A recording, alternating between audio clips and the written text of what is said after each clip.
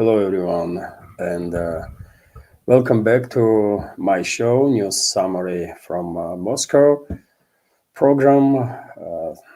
And many thanks to all of you, of course, for attention.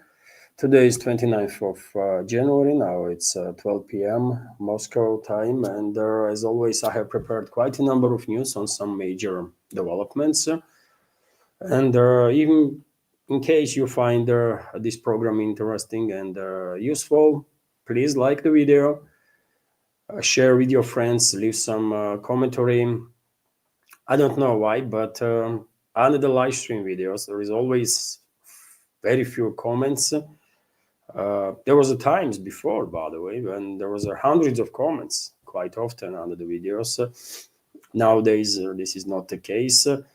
Which is unfortunate.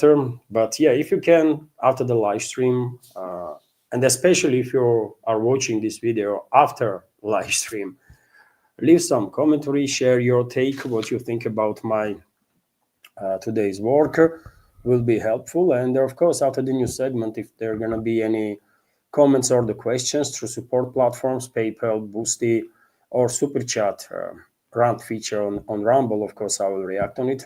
As always, I'm streaming on both my channels on YouTube and Rumble. And yeah, that's being said, let's go through some news now. Anna, my wife, is telling me to be cool, not to go emotional. And I'm gonna try, by the way. I'm gonna try. She has day off today. So good advice from Anna for sure. And okay, dear friends, let's start the live stream. And you know, we are monitoring media field, right? And lately, I get impression that capitals, major capitals that are involved in this crisis that we are facing, West versus Russia. Major capitals kind of directly or indirectly trying to paint a picture that some major breakthrough might happen in terms of the escalation in upcoming couple of weeks, right? Expectations being created, and on this matter, I will start with this topic. For example, TASS news agency is reporting that press spokesman of the Russian president, Dmitry Peskov, stated that talks in Abu Dhabi, capital of United Arab Emirates, on Ukraine will continue on February 1st. As you know, about a week ago, there was a trilateral talks that took place in Abu Dhabi with participation of key regimes delegation, US delegation, and Russian delegation. And it was said after those talks, 2-day talks, that there will be continuation shortly. And Peskov stated that trilateral talks on Ukrainian settlement are planned to continue in Abu Dhabi on February 1st. Okay, by the way, that's something to keep in mind. Although, if during the previous trilateral talks, special envoy of US President Witkoff was there, also Jared Kushner, according to reports, and representative of Russian President Kirill Dmitriev. This time around, reports are that neither Witkoff, neither Kushner are gonna attend or participate in any way, shape, or form in these talks. So, report is on RT, for example, that US envoy Steve Witkoff and Jared Kushner will not be present when Russia and Ukraine officials meet in Abu Dhabi this weekend. The information is coming from US State Secretary Marco Rubio, who confirmed these talks. I can give you a quote. There might be a US presence in Abu Dhabi, he told lawmakers in Washington, but it won't be Steve and Jared. So they're going to be some American representatives because, after all, it's called trilateral talks, right? But not on highest level or not on a high level, if we can call presence of the Kushner and Witkoff a high level. But still something to keep in mind. And when it comes to Rubio, he also went to say that agreement on security guarantees for Ukraine is almost reached. Almost reached. Only territorial issue is left, which is quite a statement to make because many questions are raised about this statement. I reminded your friends that currently discussions are about some 20-point plan, right? Initially, it was a 28-point plan that US presented. Then it shrinked to 20 points, and these 20 points were presented about a month ago by Zelensky. And Rubio is stating that, well, there is discussions now on territorial issue. Rest of it is done, which is, I don't know, hard to believe. But let me give you details from this news. First, a general agreement on security guarantees for Ukraine has already been reached. US Secretary of State Marco Rubio announced there are a lot of talk about security guarantees right now, and that's something that there is a general agreement on now when it comes to Ukraine, he said, speaking before the Senate Foreign Relations Committee. He said the guarantees would require the deployment of a small contingent of European troops, first of all, French and UK troops, as well as support from United States, without which they would be useless. He said, basically mocking again European NATO member states. Russian Foreign Ministry emphasized that any deployment of NATO troops in Ukraine is categorically unacceptable and carries the risk of a sharp escalation. And not just Russian Foreign Ministry, but many other Russian high-ranking officials stated the same. And there are now questions, by the way, questions about this topic, because if you remember, during one of my live streams, I went through all these 20 points, right? Among which there was a very controversial topic about Zaporozhye nuclear power plant, a very controversial topic about size of Kyiv regime's forces, controversial topic about the deployment of NATO troops, and many, many others, right? There was only 2 or 3 points on which Moscow would work, probably. The rest was non-starter, or at least that was my impression, right? Based on official statements of the Russian leadership. And now, when every now and then, almost on a daily basis, reports are coming in from different sources, mainly from the West, but nevertheless, from high-ranking officials, that some breakthrough is about to happen, agreement is almost reached, only territorial issue is left. Of course, these statements make some people nervous and generates all sorts of rumors, including speculations on the topic of a possibility that some sort of a Minsk type of agreement is being prepared, which is definitely not what Moscow was seeking, because anything that will resemble, any agreement that will resemble one way or another Minsk agreements will be temporary measure. We all understand this. It will be ceasefire, not peace, not the sustainable peace, right? Because it would not address root causes of this crisis. And if somehow Western ruling class manages to twist the hands of the Russian leadership and force it to agree on this Minsk type of agreement, of course, this pause, this ceasefire will be used by enemies of Russia, Western ruling class, and all the countries that they control in the collective West to rearm, reorganize, not just for themselves, but also to rearm and reorganize their proxies in Kiev. And when they are ready, next phase to be provoked, next phase to be launched of this proxy war that they are waging against Russia. So yes, there are more and more fears, by the way, let's say this way, that maybe we're gonna be trapped into some sort of a Minsk-free agreement. Let's see.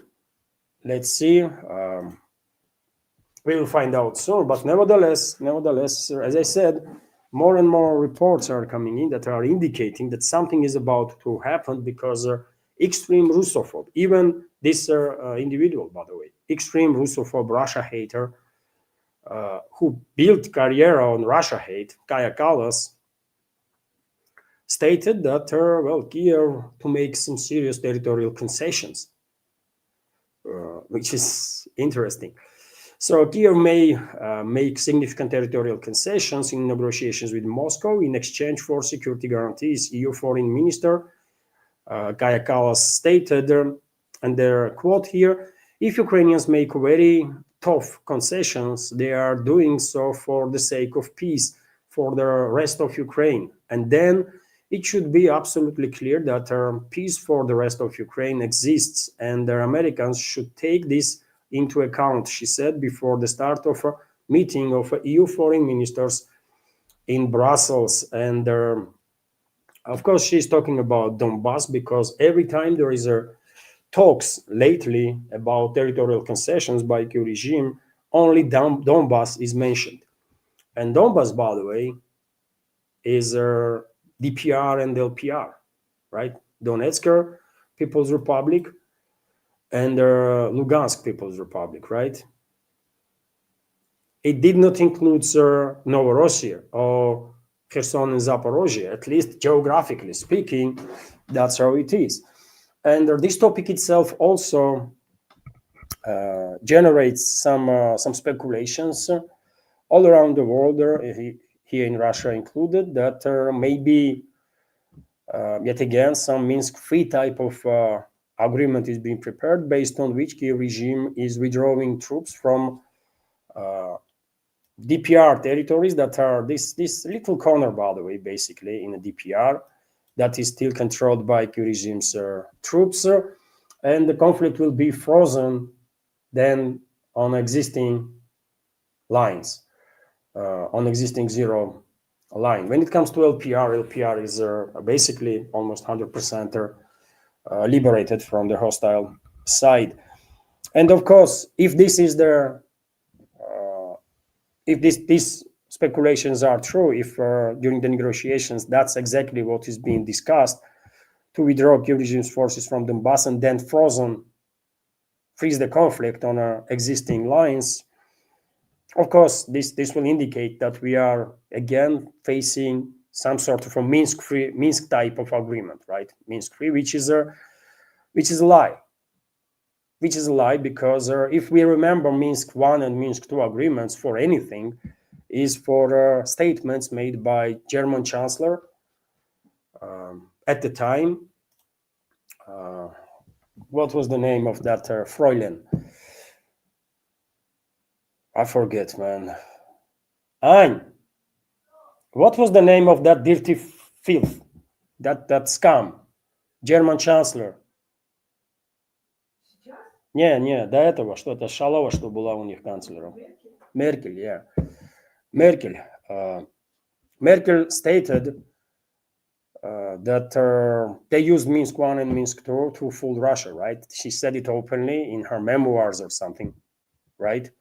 That they used Minsk agreements to basically rearm and reorganize the Kyiv regime, to prepare Kyiv regime for a war against Russia. And the same was said by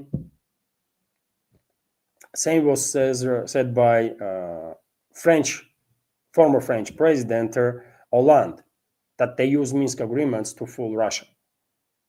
So it's not a speculation, right? It's what publicly known information. And so yes, if some agreement comes out or in near future, probably it's going to be something like Minsk free. Setback, big setback for Russia, I will say. But yeah, it is what it is. Let's continue with some other news, and it's going to be hard sale, by the way. I can tell you that it's going to be hard sale for Moscow, because just look what is happening. If agreement that is being speculated now left and right in the media, especially in the Western world, if that kind of agreement will be reached, then of course people will ask questions here in Russia. What about declared tasks or targets of their special military operation, denazification and demilitarization of Ukraine. What about Kherson and Zaporozhye region? Why Zaporozhye nuclear power plant have to be shared with anybody? It's on Russian territory. Many other questions, right? What about NATO troops, by the way? Russian foreign ministry might say every day that presence of NATO troops are unacceptable, but seems like presence of the NATO troops under umbrella of coalition of willing is actually part of this deal. So many questions going to be raised here in Russia if we actually, if we will sign up for this Minsk free agreement. And I don't know how Moscow is going to sell this to public as some sort of a victory or the something positive, especially if you keep in mind all the casualties, all the destruction that Russia had faced and all the sacrifice of Russian society, right? So I don't know, man. I don't know. Something is being prepared there, and I personally also inclined to believe that Minsk is being prepared, which means, if true, by the way, that means, of course, that sometime in the future, even more intense war will reignite, and probably with direct involvement of European countries, European NATO member states, open direct involvement of European NATO member states. Let's see, by the way, let's see. Ushakov, meanwhile, aide of Russian president, is saying that if Zelensky are ready to sign up any agreements with, or agree on any agreements, anything with Russian side, Zelensky is invited. Invitation still in force, and he can come to Moscow and have a talks with Putin. Of course, everyone understands that Zelensky not going to come to Moscow, but well, Russian media did pay attention to this statement of Ushakov, and I'm just telling you about it. If Zelensky is indeed ready for a meeting, then we invite him to Moscow. Putin aide Yuri Ushakov stated, okay, by the way, nowadays there is just too many useless phrases around, too many useless statements around that don't really mean anything, right? Дежурные фразы, as we say in Russian, just freaking дежурные фразы all over the place, right? And this whole situation around this proxy war that West is waging against Russia is becoming covered with a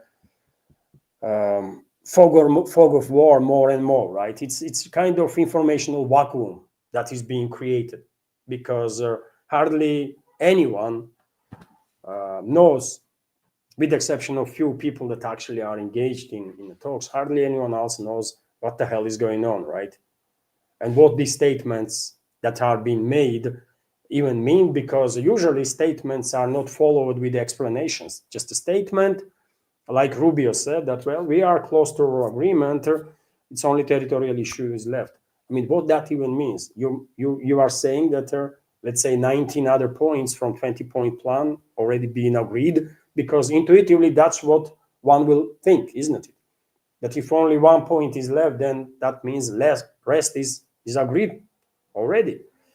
But maybe this is not actually the case. We just don't know. It's fog of war on this around this matter. And one of the topics in that 20-point plan is, of course, rapid, accelerated entry of Ukraine into EU.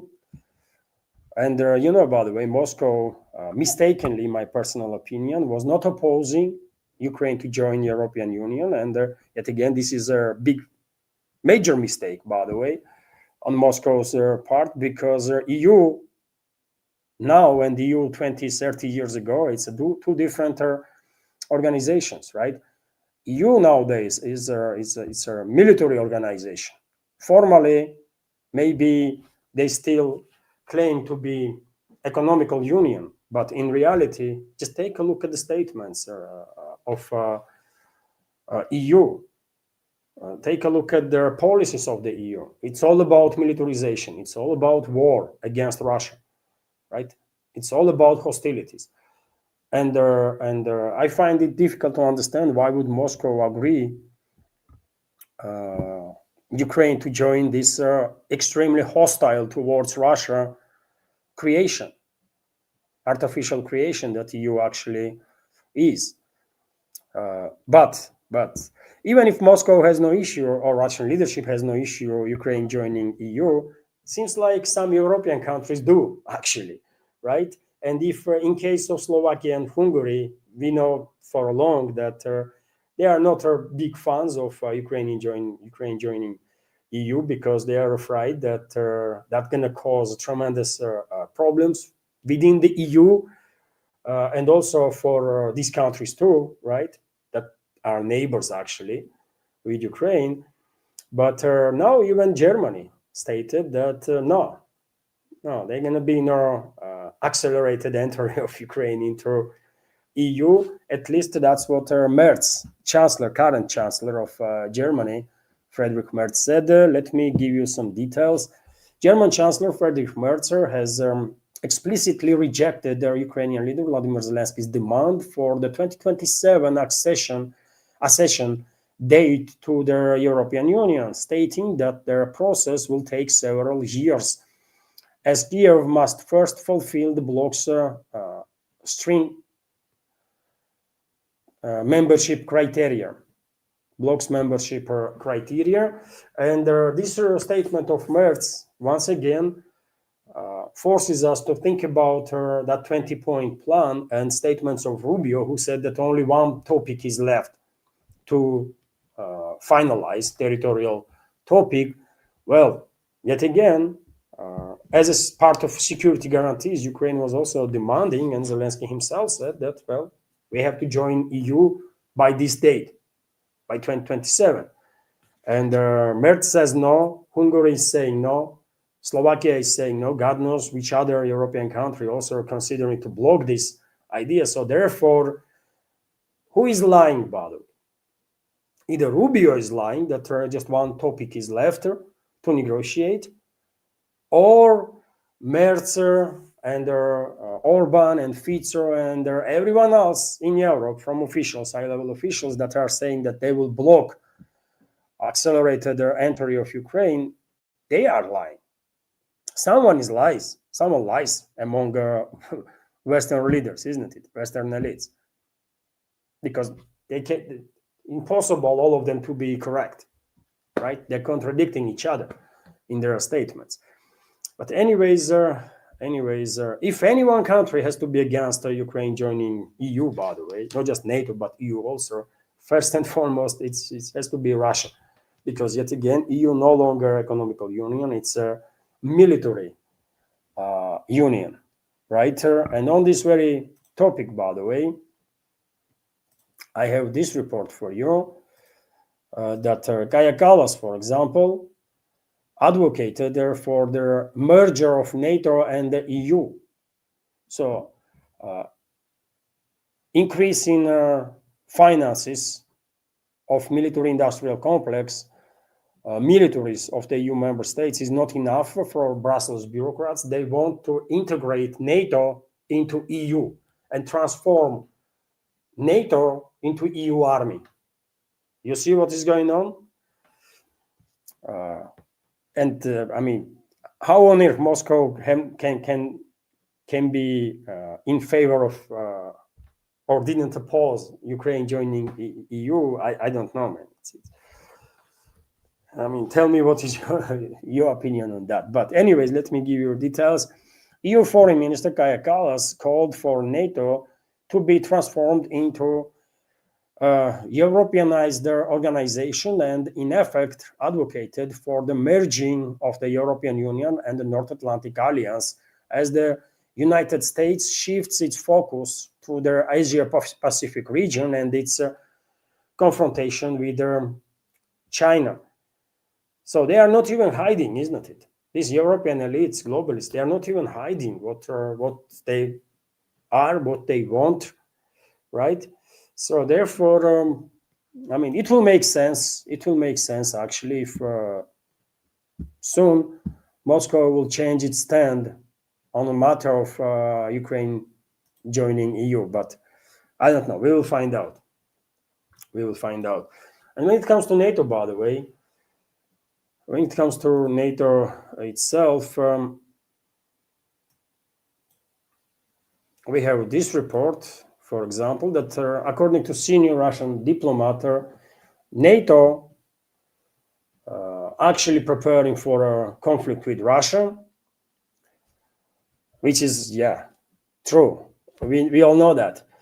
The North Atlantic Alliance is actually preparing for a conflict with Russia. Vladimir Maslenikov, director of the Russian Foreign Ministry's Department of European Affairs, stated in an interview with the TASS, at the present, Russia is defined as the most significant and direct security threat in all of their North Atlantic Alliance's doctrinal documents, as the bloc emphasizes that it will remain such a threat in the long term, even if Ukraine conflict is resolved, their senior Russian diplomat said when asked if Russia and NATO could revive dialogue anytime now or in the future. So there's going to be no actual meaningful dialogue, by the way. Impossible. And to my personal opinion, and my opinion is strengthened with their information, right?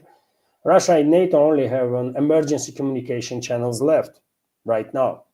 North Atlantic Alliance has cut all contacts with Russia, leaving Russia and NATO with only emergency communication channels. This was stated by same person, by the way. This was stated in an interview with the TASS by Vladislav Maslenikov. So there can be no dialogue with NATO because NATO don't want no de-escalation with Russia. NATO don't want any dialogue with Russia. They are preparing for war, as this high-ranking Russian diplomat stated. And Kallas is saying that we have to integrate NATO into EU. And obviously, it's not about what Kaya Kallas said, this top diplomat of Europe. She is a talking head, right? So this is the plan of the globalists. They tried many times before to create European army. It did not work, right? And I guess their reserve plan is to, well, integrate NATO into EU. That's what their plan is, right? Because there is infrastructure already in place. They don't have to create anything from the scratch. There is an infrastructure. All they have to do, legislate on legislative level, just integrate two institutions, and that's about it, right? And they will, by the way, one way or another. Already now, there is very little to distinguish EU and NATO from each other. Both are extremely hostile, both are extremely militarized and aggressive. It is what it is. Also, let me share with you this information that it has become known, according to RIA Novosti, that G7 countries allocated 37.9 billion dollar loan to prolong this proxy war against Russia, using revenues from Russian frozen assets. So they officially still, by the way, $37.9 billion of the Russian money of the Russian people. And I wonder if in response, in retaliation, if Moscow confiscated a similar amount of money from Western investments in Russia. I don't think so. But I mean, in idea, we should retaliate, right? They steal our assets. We have to confiscate their assets. That's how deterrent works. If you allow your enemy to do whatever, then you are done, man. If you allow your enemy, your mortal enemy, to do whatever they want, and you never retaliate and only exercise restraint in the hope of, I don't know, what is the hope behind this restraint that Russia is exercising, that Jesus is going to come around and resolve the issues, or what is the hope? I don't know. I truly don't understand, but that's one of the results of our restraint. They are stealing Russian assets left and right. They are killing Russian citizens, destroying Russian economy, infrastructure, everything, hijacking vessels, commercial vessels, Russian ones, and ones that are linked to Russia, targeting Russian nuclear triad, trying to kill Russian political and military leadership, in some cases, unfortunately, succeeding in that. And there are quite a number of Russian generals were killed, Russian public figures were killed, right, in terrorist attacks orchestrated by NATO countries, UK and US, first of all. They're not going to stop, man. They're not going to stop. On top of everything, they also steal $37.9 billion of the Russian people. And while all this stuff is happening, by the way, I find this report on Vzglyad newspaper that is based on Bloomberg's article also quite interesting. Because clearly, even if some sort of a Minsk-free agreement will be reached in upcoming couple of weeks, which might happen, we don't know, right? Maybe that will happen. But even if that case, we'll understand that this Minsk-free, or in whichever way we will call it, gonna be temporary measure, right? And the Western ruling class will use this pause to rearm, reorganize, and then to launch next phase of war against Russia whenever they feel comfortable with the timing, right? And in that case, I think we also have to prepare. If we're gonna agree on a pause, then we should also use this pause to prepare as much as possible, right? For that next phase of war, which is absolutely inevitable. Temporary solutions, that's why Russian leadership itself was saying that temporary solution not the way to go forward, because that will mean that sometime in the future war will resume, because root causes have not been addressed. But Bloomberg is reporting that in Russian economy, some opposite processes being noticed. Not the process of accelerating militarization, but it's other way around now. So let me give you some details. Probably you will find this video also interesting. Growth rate of the defense industry in Russia in 2026 is expected to be 4.5%, which is significantly lower than in previous years. Bloomberg noted in its article, in its 3-year forecast, the Russian Ministry of Economics Development indicated that the growth in sectors related to state defense procurement will slow to 4.5% per year, economic growth of these sectors, down from approximately 30% previously. So significant drop from 30% to 4.5%. Still, these sectors of the economy that are linked to military-industrial complex are increasing, but I mean, it cannot be compared to previous years, like 4.5, 4.4 or 5% 2026 compared to 30% in the previous years. Significant drop, clearly. In 2026, military-related spendings will decline by almost 11%. Overall spendings on military will decline almost 11% after growing more than 30% the previous years. This is due to focus on economic stability and a balanced budget aimed at failing oil revenues. Bloomberg said, according to our agency, Finance Minister of Russia, Anton Silvanov, has refocused his efforts on a sustainable budget capable of coping with the low oil prices and their sanctions. First Deputy Prime Minister Denis Manturov informed President Vladimir Putin that their share of civilian production at the defense enterprises has reached over 30% by 2025, and the government plans to expand civilian projects. Alexander Shirov, director of the Institute of Economic forecasting at the Russian Academy of Science stated government spending has reached a level that can be considered close to their limit for the current state of the Russian economy.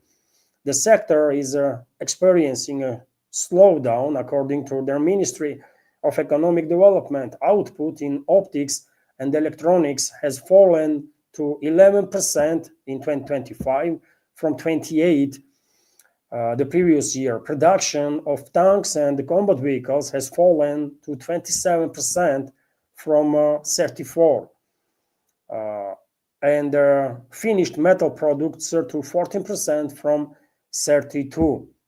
Over the past 3 years, defense companies have hired approximately 800,000 new workers,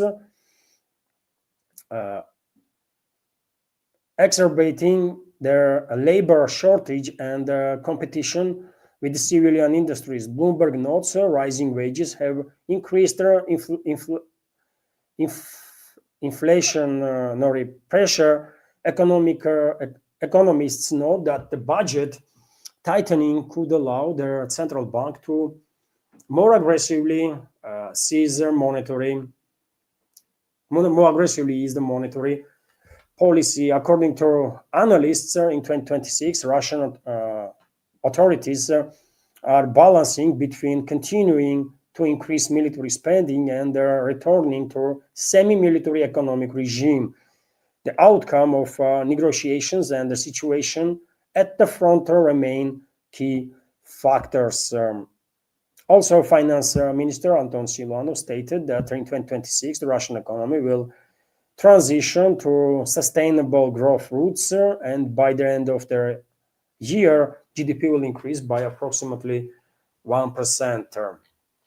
And you see, dear friends, if this data from Bloomberg is correct, then this information might also, this transition of Russian economy from war economy, let's say, to semi-war economy, also can be an indicator that maybe Moscow is actually planning to sign up for some Minsk free agreement, and in that case, at least for near future, there might be no need for vast purchases of their military equipment and all the necessary stuff for army financing. Military spending is declining itself too, right? But yet again, this could be explained on one way with the possibility of a Minsk type of agreement being close, right, within reach. But on the other side, NATO continues to accelerate its military spendings. NATO continues to its preparations for a war with Russia, and Russian high-ranking officials, by the way, right? High-ranking officials, politicians, officials, bureaucrats, even intelligence services, all saying that NATO is preparing for a war with Russia. European elites preparing Europe for war with Russia. So if we know this, if we actually know that, yeah, this is happening, right? This is real. This is not a speculation, not exaggeration. European elites actually are planning to launch a war against Russia, open direct war, right? Then for God's sake, why we are decreasing military spendings, man? Don't we have to prepare for war? Some might argue, well, Russian economy cannot sustain further spendings, and I'm not sure about it, man. I'm not an economist, but I think we did not even started yet. As Russian president himself said once, that Russia did not even started yet, right, to deal with their enemies, and so I'm quite sure if necessary, we can do much more and much better to prepare for potential and it seems like inevitable war with NATO, or at least European NATO member states. So I don't know, man. I'm giving you information that is clearly linked right? Every single news that I have shared with you right now, they are linked with each other. And it's up to you what you will make of it, right? My personal take is that, yes, there is a high probability, I think, that in near future, let's say, I don't know, it's going to be a couple of weeks or a couple of months from now, but I think something like Minsk free agreement is being prepared, right? Is in the works, and yeah, will be probably signed by sides. So there's going to be some break in this war. There's going to be ceasefire in this war, not the end of the hostilities, not the end of this proxy war that West is waging against us, but ceasefire. And we will see how each side will prepare, how well each side will prepare for a next phase of escalation, which is obviously going to be inevitable. That's what always happens with ceasefires, right? Because yet again, if you don't address root causes, then it's guaranteed that at one point hostility is going to resume, and that's how conflicts always work. And on the topic of preparations of European NATO member states with their open war with Russia, I have this report for you that another country has started discussions on nuclear weapons. Swedish Prime Minister Ulf Kristersson stated that Stockholm is negotiating with France and UK about deployment of nuclear weapons on Swedish territory. Although negotiations are allegedly on an early stage for now. But yet again, by the way, topic itself that there is talks between these Scandinavian nations. It's not just Sweden, by the way. All of them. Norway, Finland, you think they're not going to house nuclear weapons? Of course they will. Of course they will. And you think, why would NATO bring into on a Russian border, close to Russian border, nuclear weapons? Why would they do that? Why would they even discuss this? Because they want to use it. And unlike Russian leadership, by the way, a leadership of Western countries will definitely use nuclear weapons against us. Russian leadership current leadership of Russia clearly is absolutely refusing to use extreme or special weapons, nuclear weapons. But no matter what kind of provocations NATO going to come up with, strikes on Russian nuclear triad or whatever, right? But I'm quite sure Western elites would not hesitate. I'm quite sure Western elites would not hesitate to use nuclear weapons against us. Also something to keep in mind.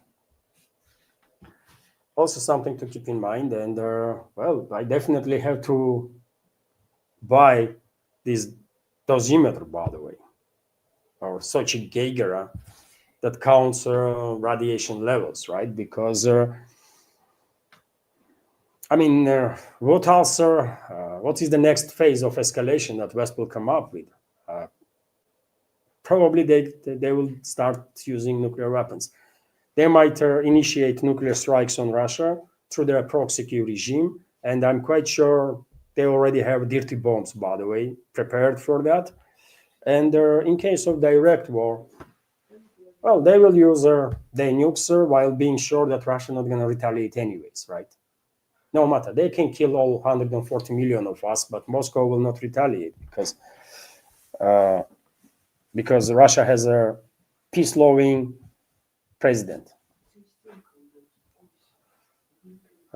So yeah, that's how it is. But they're gonna bring nukes, by the way. Anna is not happy with me. What? Am I wrong, Anna?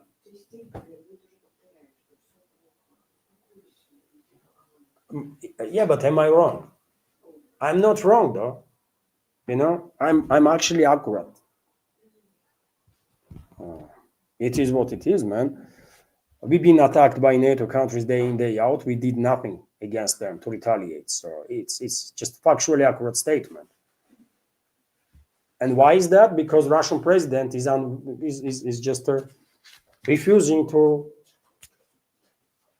strike back on NATO countries. Why is he refusing to do so? Why is he refusing to authorize retaliatory strikes on these NATO countries that are directly, by the way, not some innocent bystanders, but directly involved in these attacks on Russia? I don't know, but you know. Anyways, few more news, by the way. And yet again, I have said quite a few times before, by the way, I'm all for nuclear weapons to be used against NATO countries. Let's make it clear, by the way. I am all in support of using nuclear weapons against every country in this world, NATO member, non-NATO member, that will attack Russia. Period. I don't care, man. That's why we have nuclear weapons, to be untouchable. And it looks like we are untouchable? It does not, man. Our territory being attacked. Even during the freaking Cold War, man, US and the Soviet Union, while being engaged in all sorts of proxy wars all over the world, never targeted territory of each other. Never. Because there was clearly certain deterrent in place, right? They knew that this is a red line that cannot be crossed. And that red line disappeared. And the US, UK, France, on daily basis, and a bunch of other countries, NATO member states, by the way, on daily basis, striking Russian Federation with their drones and missiles. It's just factual, man, right? Factual. And we never retaliated against any of these countries, man. Never. And this is wrong. This is wrong, man. Very first day UK launched its Storm Shadows against Russia, we should obliterate British militaries, man. We should obliterate British military industrial complex, and we have means for that. We should obliterate British fleet. We have means for that, right? We should demilitarize UK completely. I'm not saying we should target like civilian infrastructure. No, man, never. But military infrastructure, military industrial complex, Navy, Air Forces, yes, of course. Let's obliterate them, man. We can do it, right? We can do same time, simultaneously, obliterate French military capabilities. And if we did that, I'm quite sure US will behave very differently in that case, right? And there would be no attack and strikes on Russia. There would be no HIMARS strikes on Russia. There would be no intelligence sharing from US to NATO, European NATO member states that are used then for drone strikes and missile strikes on Russia. None of it would happen. But, you know, maybe in some other universe, that's exactly what Russia did, and beat the crap out of enemies. But in this universe, in this reality, we are where we are. And these freaking banana republics, actually, but Sweden and that kind of states are endangering tens of millions of Russian citizens while threatening us with their nuclear weapons and stuff. Unbelievable. Unfucking believable. Anyways, let's continue, by the way. RIA Novosti is reporting that, well, Trump might order a strike on Iran. After talks fail, according to media reports, CNN was one of the first this time around that reported about it. So US President Donald Trump is considering a major strike against Iran after negotiations over the Tehran's nuclear program failed. Okay, by the way. Also, Trump will make a statement on the night of January 30, according to his schedule. Topic is not yet known, although earlier CNN has already reported that he might authorize strikes on Iran. And who knows, maybe topic of statements that Trump will make tomorrow will be attack on Iran, right? Iranian leadership, meanwhile, is saying that any military action by US will be considered a start of a war. Khamenei's top advisor, Shamkhani, stated he warned Trump's so-called he warned that Trump's so-called limited strike are an illusion. Response will be immediate and unprecedented, and so on and so on. Okay, by the way, Iran is saying that, yeah, they're going to retaliate stronger. Okay, by the way, and because you know my take, by the way, on Middle East, right? I have said a million times before that Western ruling class wants to destabilize Middle East. Western ruling class wants to provoke a regional war, regional war in the Middle East first of all on ethnic and sectarian lines. And one of the starting points of this regional war could be attack on Iran and attempt to provoke ethnic internal civil war in Iran on ethnic and sectarian lines that will then spread or could spread all over the region, right? That could be the plan. And if true, by the way, when US attacks, US, Israel, UK, whoever gonna participate, and they will, by the way, it's only a matter of time, but one way or another, Western ruling class will go ahead with this attempt to provoke a regional war, right? And so if and when they will attack Iran, most likely they will attack police stations, by the way. They will try decapitation strike, probably, right? They will attack political, military leadership, but they will also try to destroy police stations as much as they can. Because one of the ways to provoke violence, right, is to take out law enforcement agencies off the street, right? So therefore, I think Iranian side should be ready, by the way, right? They should disperse their police units, right? They should not keep large number of police officers in one building, in one centers. They should be dispersed all over their area, right? Because they're going to be primarily target, maybe even alongside Iranian military leadership and the political leadership. One of the quickest ways to provoke internal conflicts in any country, in any society, is to take out law enforcement, right? And create chaos. That would be the task of the attackers on Iran, to create chaos, lawlessness, power vacuum. And I guess hope of the Western ruling class is that once power vacuum, once chaos is created, then different groups will start fighting for the power. Different ethnic groups will start fighting for the power, and that will lay ground for a large-scale civil war. That's what they want, which might then and most likely will spill over the borders of Iran and engulf the rest of the region. That's their plan of the Westerners. And I remind you, dear friends, that in Iran, there is a 4 direction, right? That Western ruling class, at least, right? There are many others, but there's 4 directions that the Western ruling class will use their secret services to provoke ethnic violence, right? Because there is a separatist movement in eastern Iran, some regions of the eastern Iran. Belujis are fighting for independence. Belujis are active in Iran, by the way, in Pakistan. I believe they are quite active in Afghanistan too, somewhat, right? So that's the one direction, right? And Belujis already are armed, by the way, in some ways. And I have no doubts, by the way, US Secret Services, Israeli Secret Services will use these Beluji formations for destabilization, as they have did it before on numerous occasions.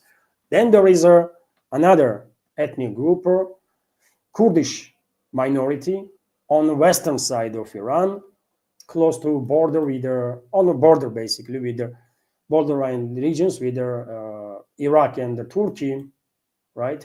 Turkey mainly.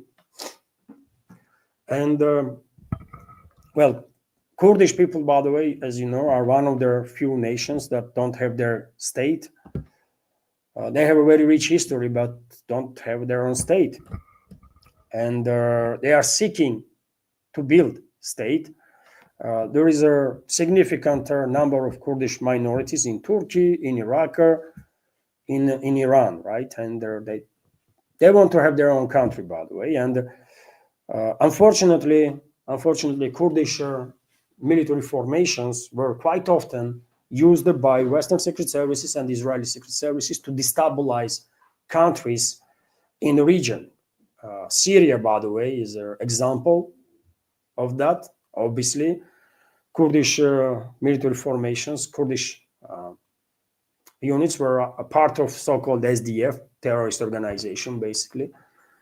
And they were actively used, by the way, to destabilize Syria. And maybe Kurds were not that engaged in direct clashes with Syrian army, but they did not help either, right?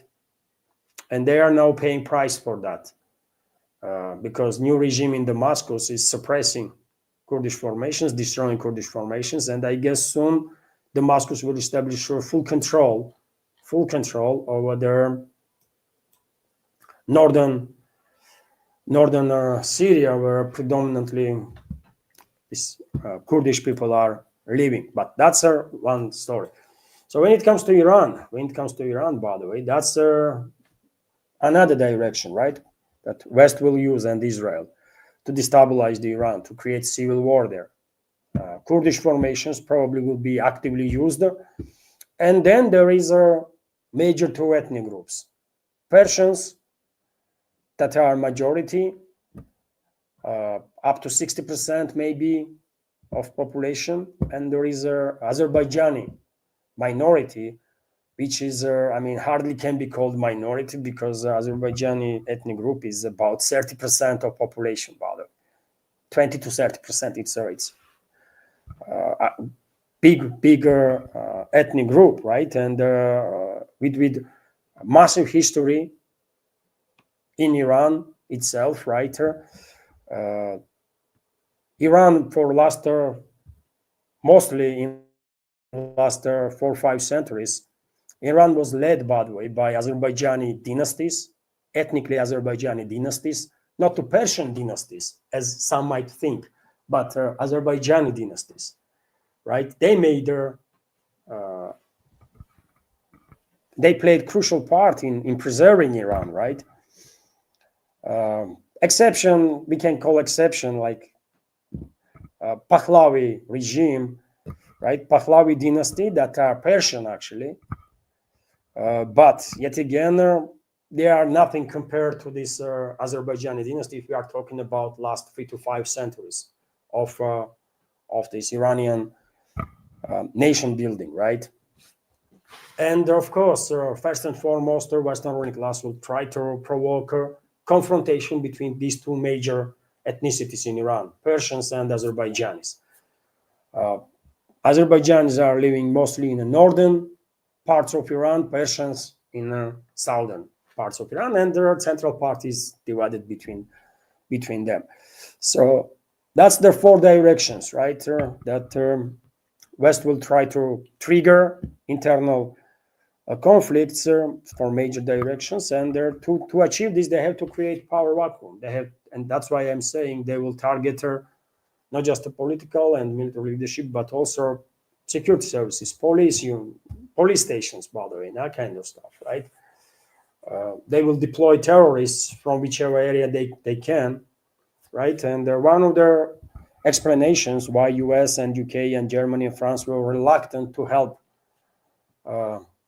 Kurdish forces in Syria, according to some reports, and they're basically analyzing the situation, one of the reasons why they betray basically Syrian Kurds could be that they want these troops, these formations, Kurdish formations from Syria, to move into Iran. Not necessarily to Iraq, by the way. There was some reports that West wants Kurdish forces to enter Iraq and destabilize the Iraq, but it makes no sense, by the way. In Iraq, there is already autonomy, Kurdish autonomy, by the way, in Kirkuk, Erbil area, right, that are under Kurdish control. They don't even pay any attention to Baghdad, right? So they don't need assistance. These Iraqi Kurds don't really need assistance from Syrian Kurds. But these formations from Syria can be used by Israel, by US, UK, and others to destabilize, to create chaos in Iran. Possibility, isn't it? So yeah, reports are that U.S. President tomorrow might make some emergency statements, and he might actually talk about attack on Iran, which in that case has to happen now. Maybe this night, U.S. will launch attacks, begun attacks on Iran, and those attacks would not be like one-wave or two-wave attacks. To create this power vacuum in Iran, they have to bomb Iran for quite a while. And yet again, they will try to create chaos, and so to take out not just political and military leadership, but also law enforcement agencies. They will try to move off the streets police, so that chaos will have opportunity to, engulf Iran as much as possible. Extremely dangerous situation, obviously. And well, it is unfortunate that BRICS once again demonstrated how useless this organization is. And BRICS member states once again failed to protect its partner, their partners.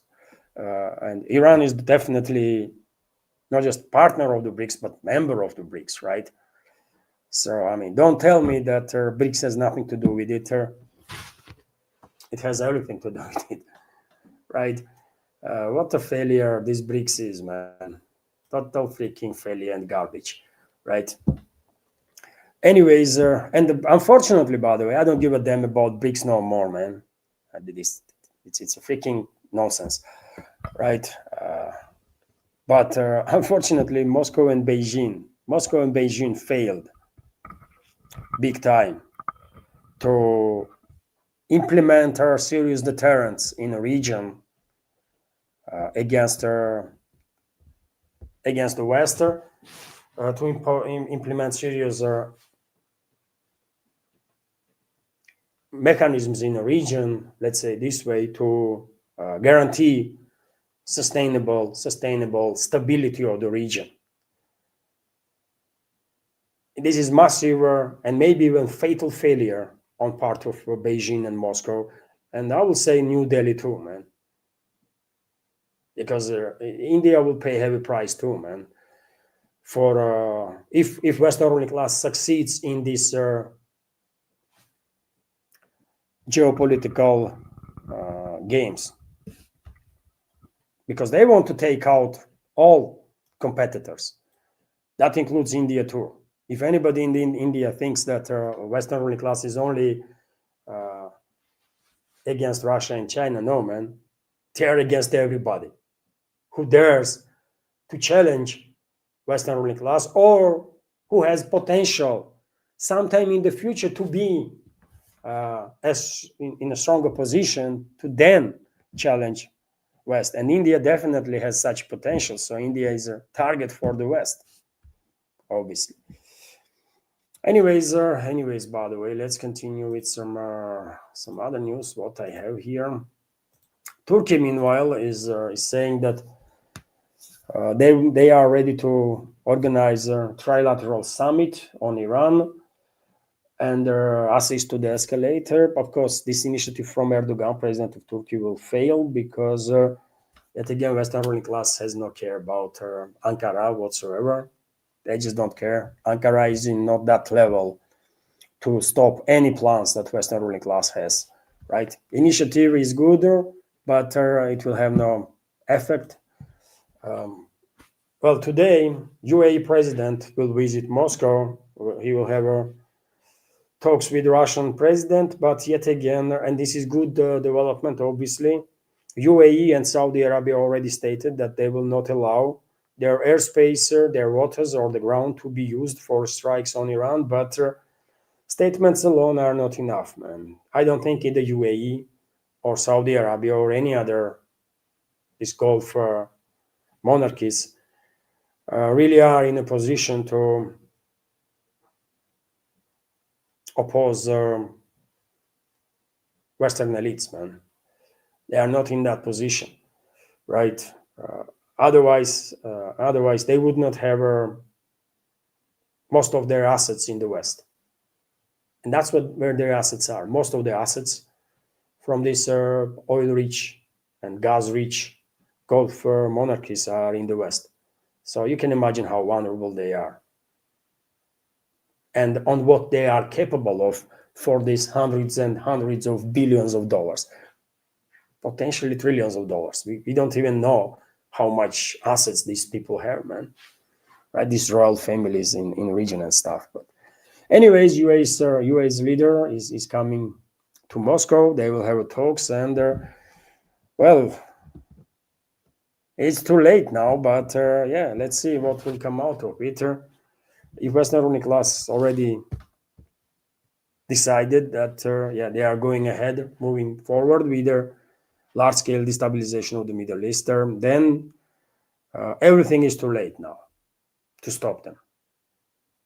Everything, right? Moscow and Beijing had enough time, years, by the way, to implement a security architecture in the region, to explain to regional countries, and then implement security architecture that will deter globalists or neocon Zionists from destabilizing the region. But neither Moscow, neither Beijing did their homework on the matter. Let's be real here, and that's why we have seen nothing in the region. After last breakthrough, which was thanks to China, actually, when Beijing managed to bring closer Iran and Riyadh, so much so that they reestablish embassies, reestablish diplomatic relationships, by the way. After that, we did not really have a breakthrough or any significant progress in terms of stabilizing the Middle East. Since then, basically nothing. And Western ruling class and Zionists use this nothingness, this absence of the security architecture in a region or deterrence in a region to escalate and escalate and escalate. And just recently they went as far as to directly attack Iran, and they are about to attack Iran again and provoke much wider crisis in the region. Much wider, by the way. These countries in the Middle East have no freaking idea what Western ruling class has prepared for them, and it's gonna be hell. Middle East gonna turn into freaking hell on earth, man. Do it to yet again Western ruling class and their Zionist allies. But meanwhile, every now and then, all sorts of reports are coming in that Russia is helping Iran with their military assistance, intelligence assistance, this and that, and this all can be true, but unfortunately, at this point, I think Iran is at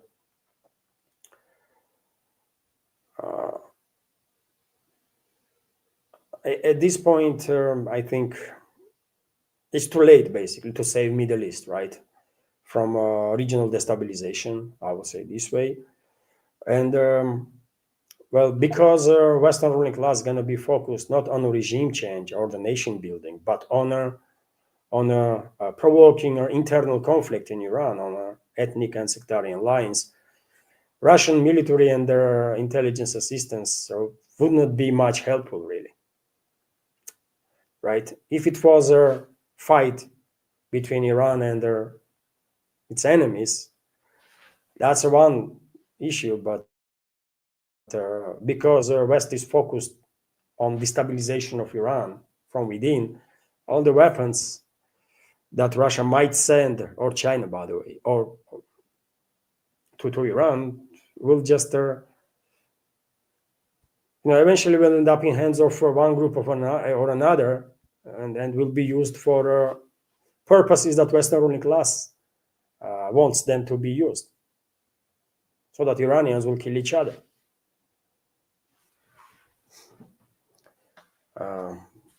But anyways, reports are that Russia has transferred their Mi-24 attacker Night Hunter helicopters to Iran. Even this picture is circulating on internet with this desert camouflage, desert camo on a helicopter, and everyone is speculating that this is a helicopter destined to Iran. Could be case, by the way. I don't know. I'm not an expert in the camo. Maybe this is the camo that Iranian Air Force is using, or Iranian helicopters are painted. Could be case. But yet again, because Western ruling class is focused not on a regime change, not on a direct. How should I say, man? My English is so freaking bad, man, that I struggle to explain what I want to say, man, what I think.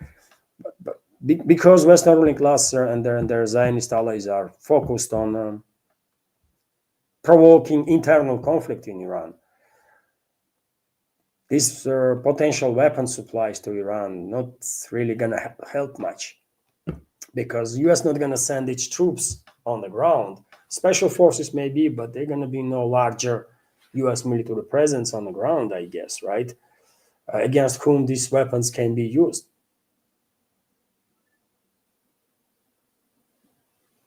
All Americans want, all Europeans want, or Western elites, is to provoke a civil war in Iran, right? And then to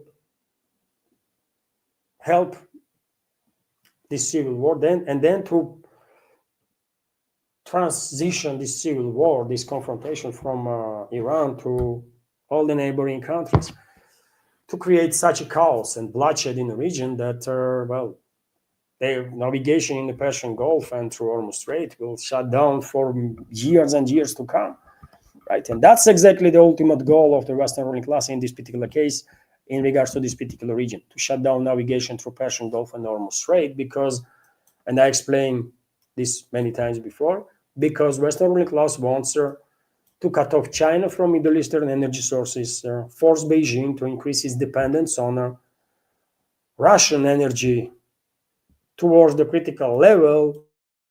And I don't know how long it will take her, 5-10 years or whatever, but once Western ruling class will see that dependence of China on Russian energy is absolutely critical, at that point they will probably try to create some tensions between Moscow and Beijing. Unfortunately, I have no doubts that Western elites have quite powerful fifth columns in both countries, in Russia and in China. So they will try to use these assets that they have to create tensions between the two, and by doing so, force Beijing, basically, out of fear that Moscow might turn its back on China and cut energy supplies, force China to take a military action against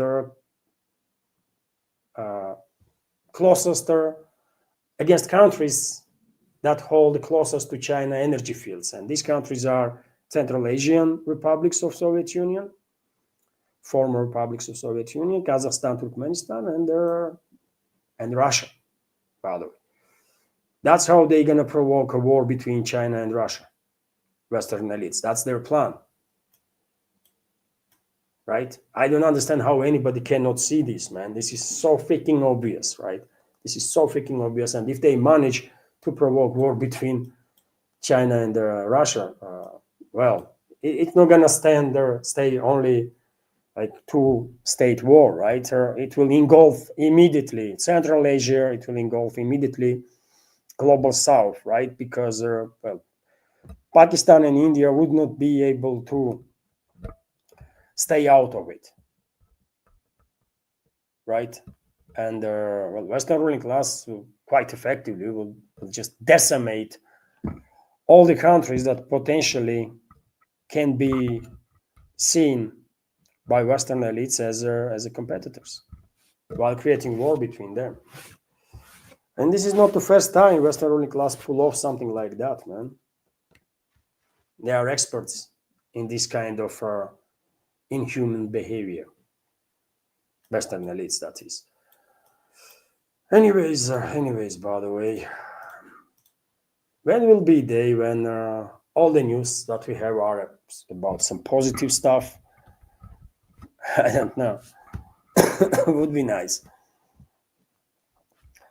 I mentioned yesterday, day before, that meeting was planned between Russian President Putin and the current leader of Syria, Ashara, and such a meeting took place yesterday in the Kremlin. And let me give you some information about it. I guess some members of our community are interested. So, statements by Vladimir Putin during this meeting. I will just go through some key points. We have also managed to move a level of interaction in the economic sphere forward with the growth of our growth over 4%, he said. Much is being done to develop relations between Russia and Syria in all areas. At the interstate level, Russia and Syria have never had any dark pages since their signing of the agreement between the USSR and Syria in 1944, since the recognition by USSR basically of Syria. A large interdepartmental delegation from the Russian government visited Syria and worked very actively with their colleagues there.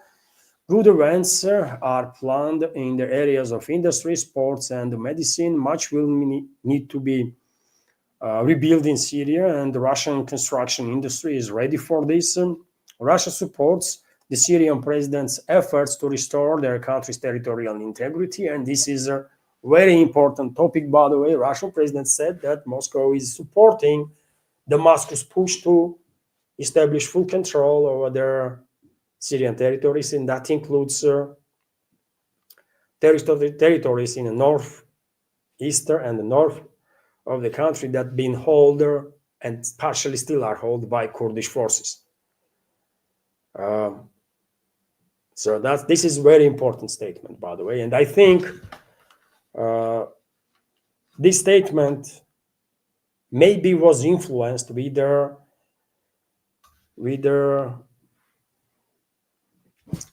story that many of you are familiar with.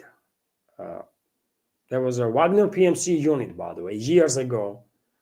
Wagner PMC unit that was moving, large unit that was moving in the Azov area, I believe, towards energy fields, gas fields that were controlled by Kurdish forces.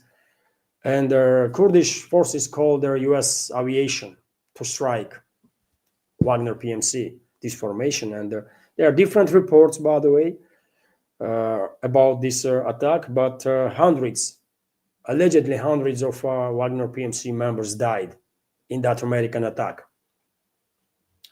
That was called on Russians by Kurdish forces. And I said at the time, by the way, and then repeated quite a number of times, that Russia will never forgive and never forget. And Russia did not. Just saying. Just because someone was able to avoid responsibility for something that they done against Russia today, just because they managed to avoid consequences today does not mean that they will be able to avoid consequences forever. They will come for consequences, man. And Kurdish military formations know that perfectly well now. They know it, right? And I guess Kurdish leaders many times regretted that they attacked Russians. integration of the Euphrates region in the northeast of the country is undoubtedly the most important step in this direction. So Russian president basically supported advances of the Damascus regime forces into, as I said, into eastern and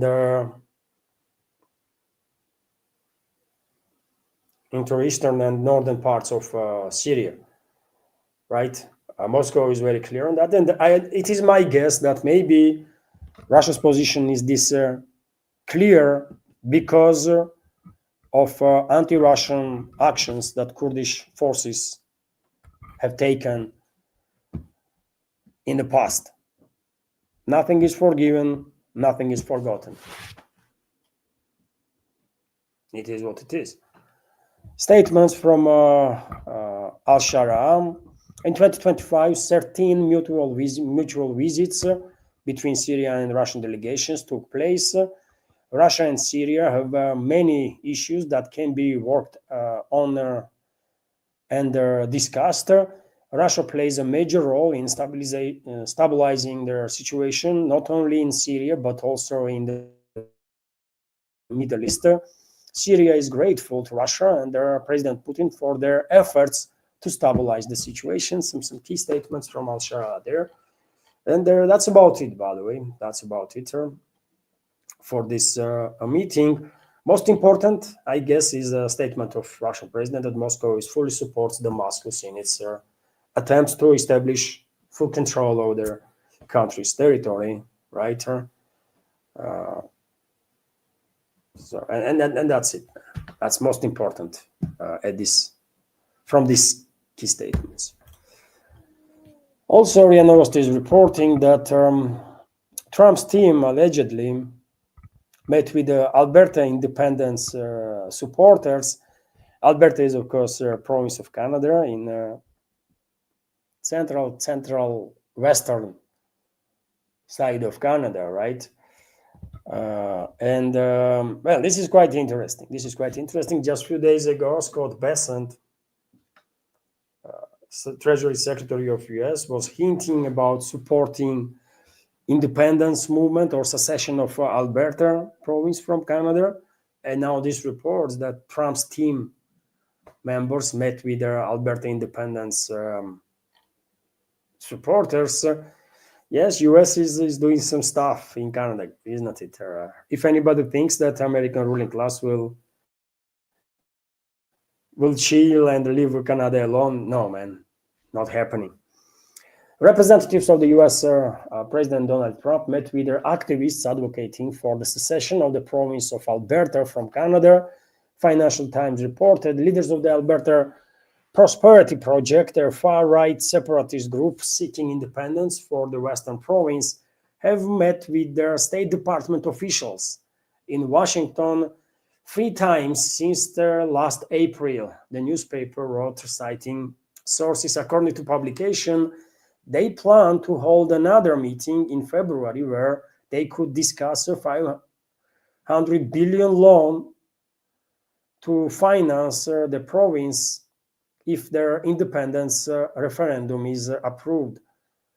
Maybe this is some sort of a freaking mistake. $500 billion loan? I mean, seriously, man. Alberta is a rich province with mineral resources, by the way, but who's gonna give them $500 billion loan, man?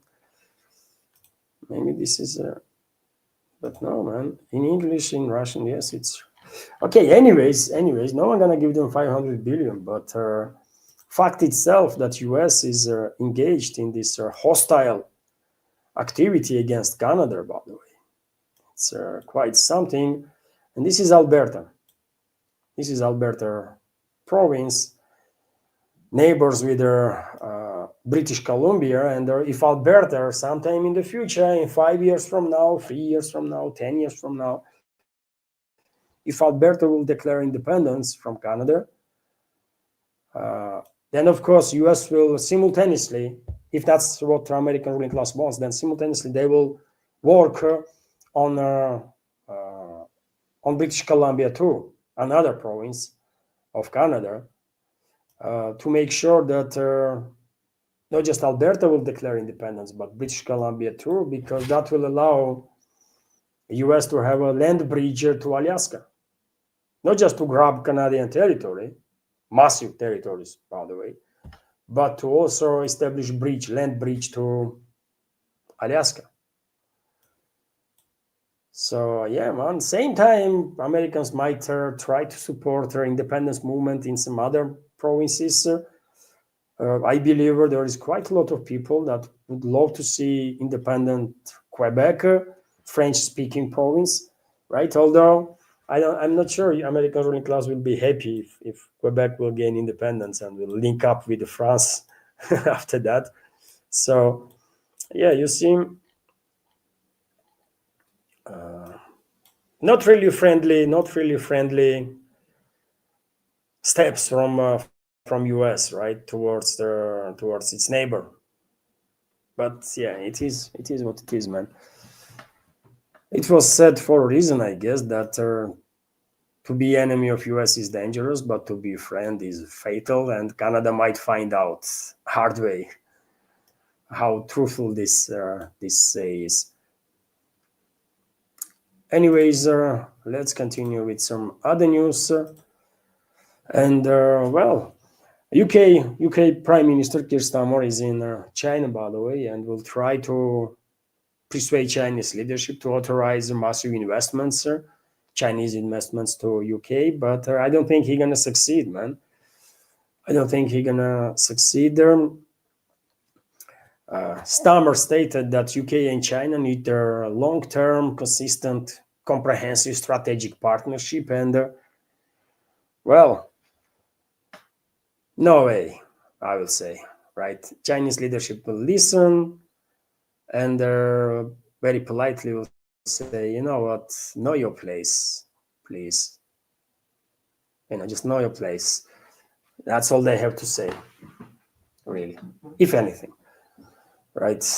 UK elites, they may still have some power in this world, and they do, by the way, UK ruling class, but they are on decline, and everyone understands this. Everyone understands this. Give it to 20, 30 years, by the way, and let's talk about influence of the British ruling class then. If, of course, UK will survive as a kingdom that we see now, most likely there will be no UK in 20 years, 30 years from now. But something will remain, right? Something else. And yeah, let's see what London's influence gonna be then. They committed so many crimes, man. British royal family, British aristocracy, British ruling class committed together with their European colleagues, let's say, committed so many crimes, man, in this world. So many freaking crimes. So many people have died because of them. So many countries being destroyed. That I don't know how these people still exist, man. Why these European so-called elites have not been exterminated by now, man? I don't know, man. But this is not right. These evil elements should not exist on this planet because they will continue to do evil things, man. Because they are evil force.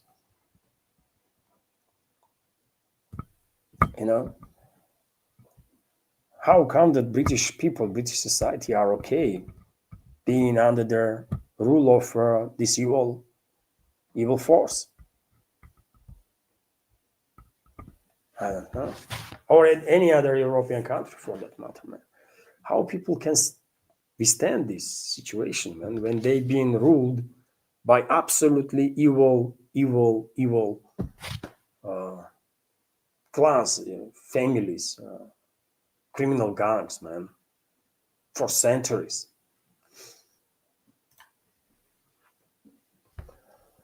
Couple of more news, man. TASS news agency is reporting that Lukoil has reached an agreement with their Sarlil or Carlil. That's name of company, by the way, American one.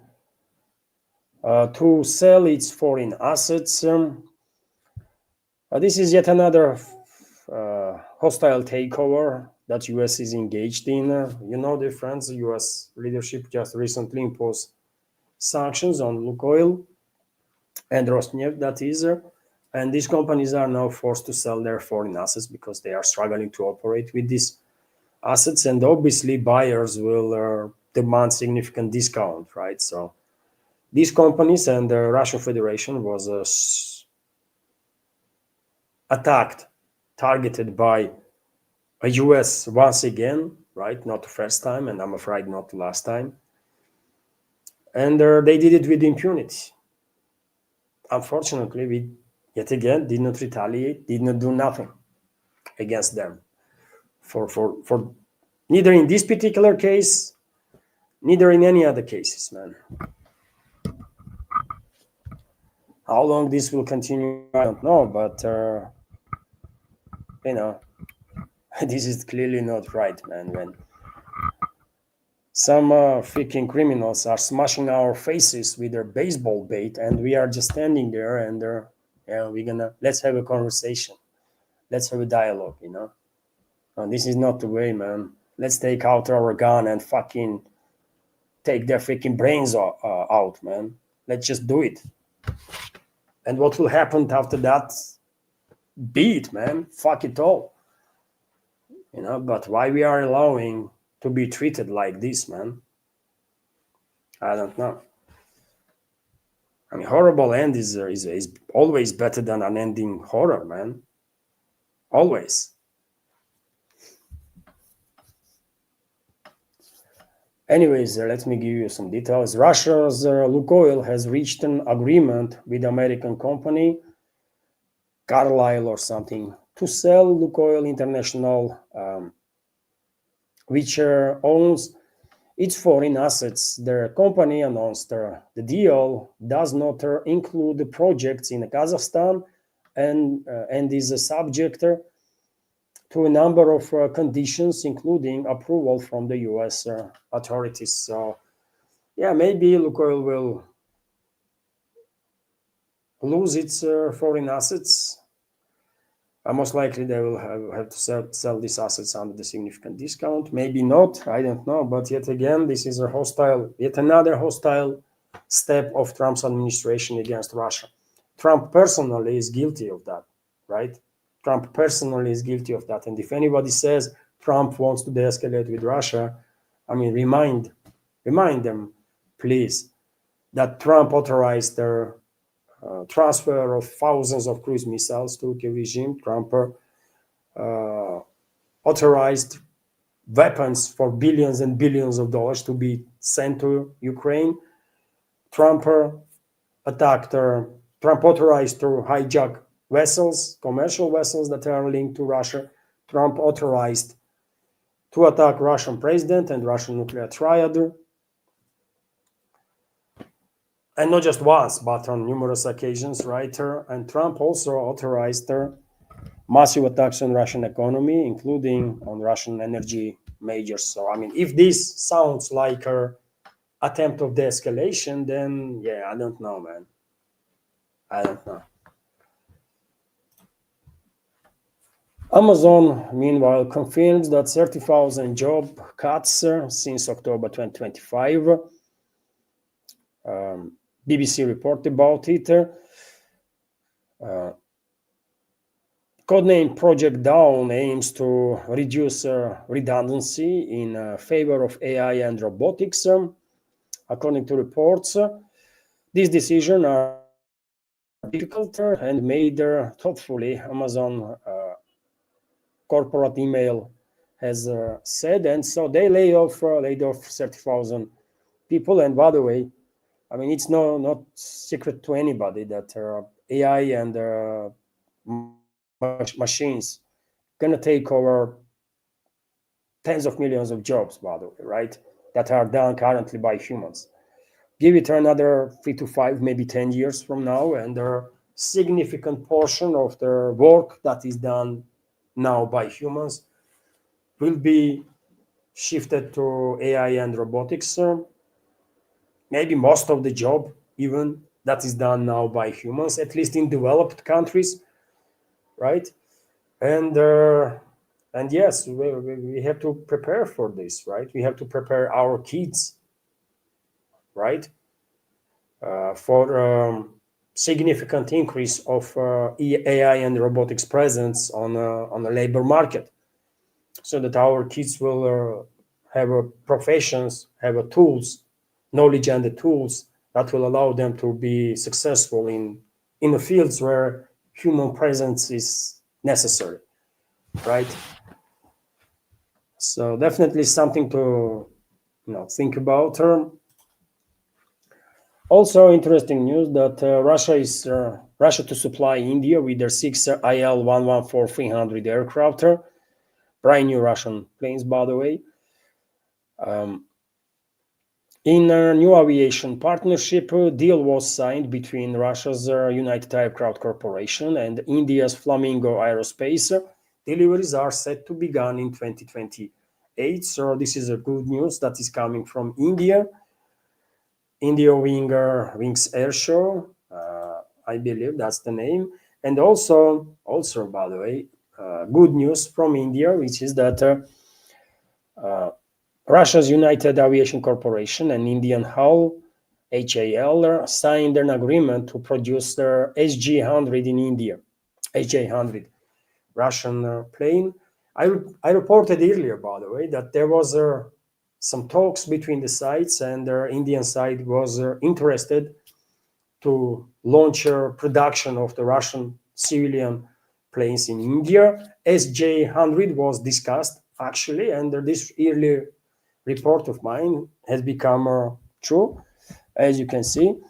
And I think in upcoming years, once production of SJ-100 will be established, I think in few years after that, there will be possibility that sites will also sign a contract on production of another Russian MS-21, which is on its final stage to finalize all the testing, all the state testings, by the way. And it takes quite a while, isn't it?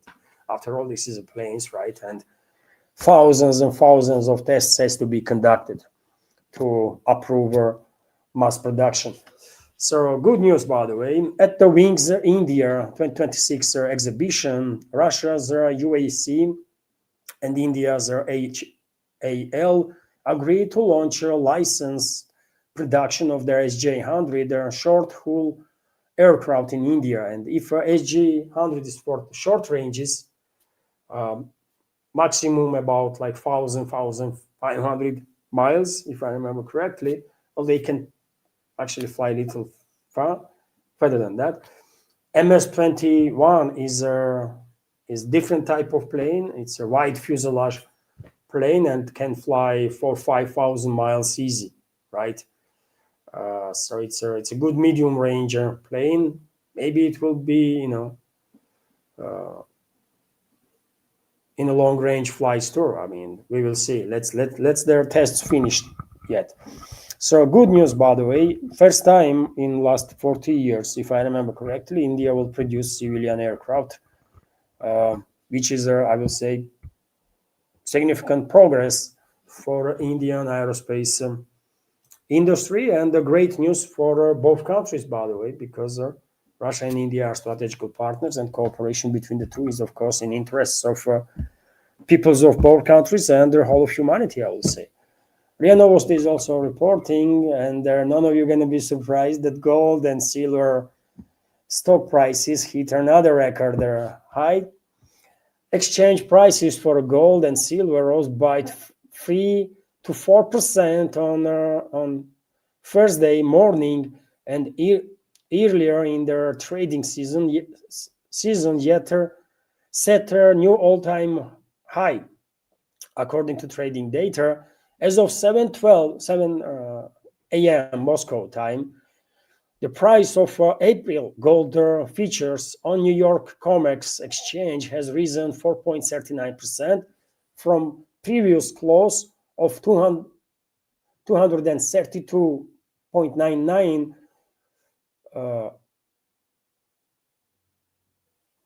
from previous, what the heck, man?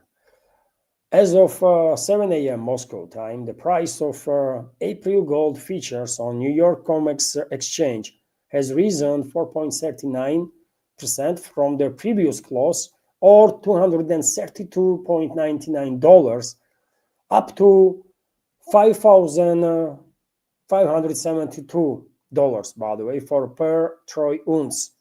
Earlier in the trading season, price had reached a record high of $5,625 per ounce.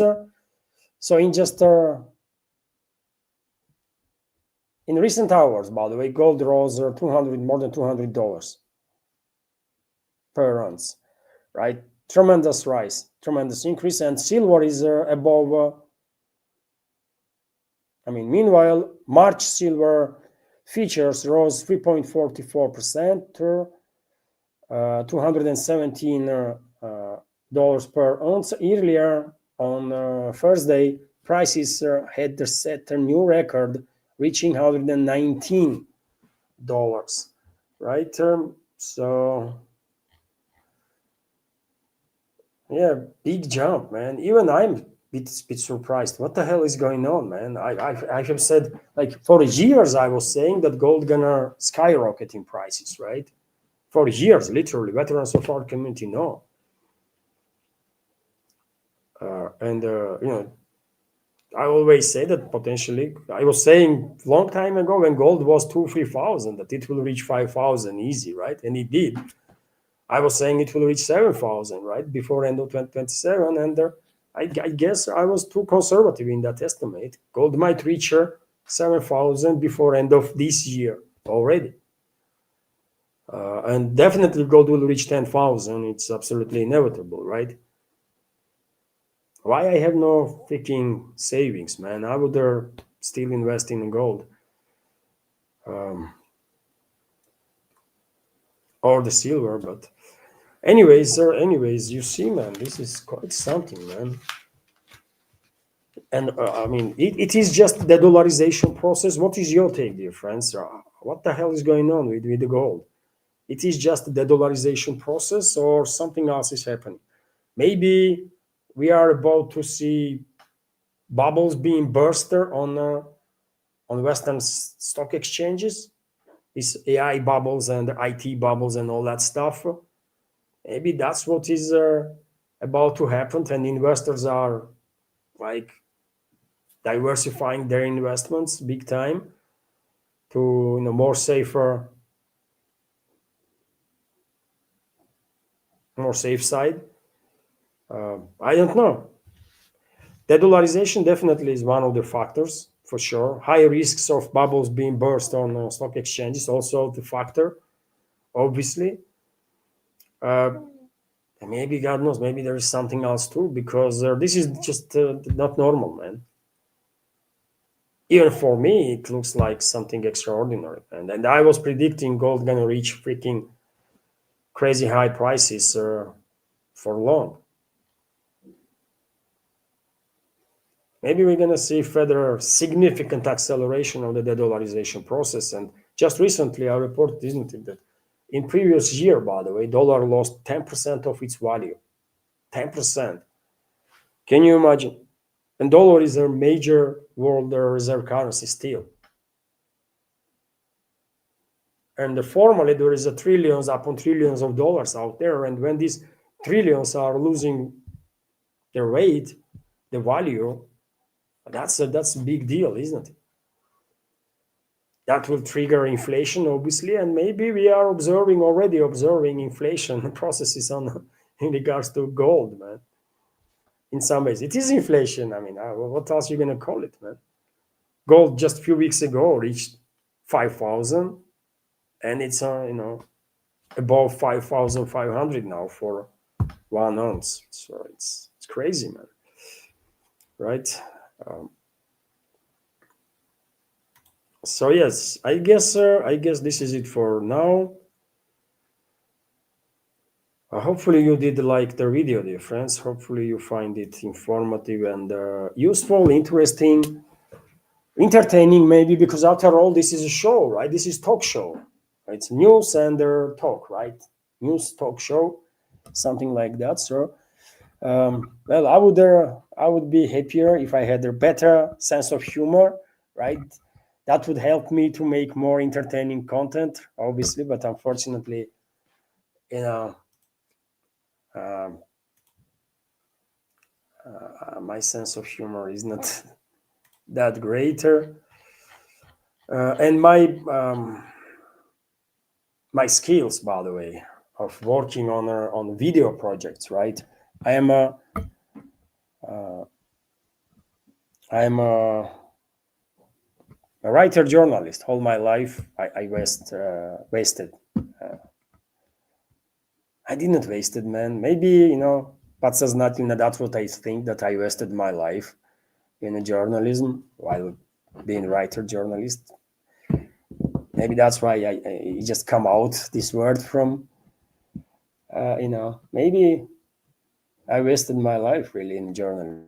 I don't know, but I was writer journalist. I was writing, and I did not work on the TV. I at one point, by the way, I was editor in chief of media department in a news department on the TV, right? I created the department itself. I find journalists, anchors, everything. I done everything, by the way. I fight for higher wages for my staff with the company owners.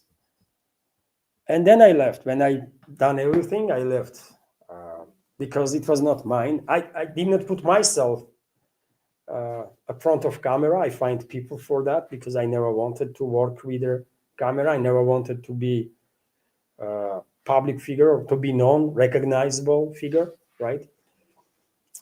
And therefore, I lack these skills that are necessary to have a successful media project or video project.